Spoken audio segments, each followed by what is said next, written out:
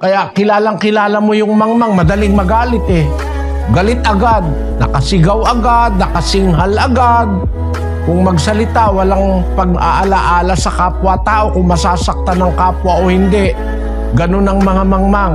Pero yung nag-uunawa, sabi sa Biblia, siyang makupad sa pagkagalit, may dakilang pag-uunawa.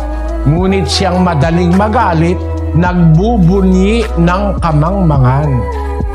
And tanong mo, paano mapapanatili yung kahinahunan? Matuto kang umibig, kapatid. Halimbawa, mahal ko ang isang tao. Kahit nagagalit na ako, hindi pa rin ako nagagalit, napipigil ko kasi mahal ko yung isang tao eh. Pero pag halimbawa, lagi kang galit, ibig sabihin wala kang pag-ibig noon. Lagi nakasigaw, lagi nakasinghal, laging kung magsalita ay nakakasugat ng damdamin, walang pag-ibig sa kapwa yung ganun. Matuto lang tayong umibig, magiging mahinahon tayo.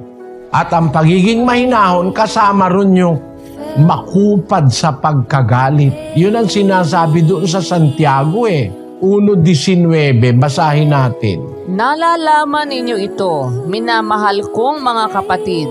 Ngunit magmaliksi ang bawat tao sa pakikinig, magmakupad sa pananalita, magmakupad sa pagkagalit.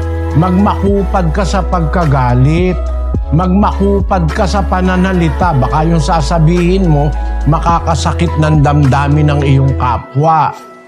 Pero maging maliksi ka sa pakikinig ng salita ng Diyos.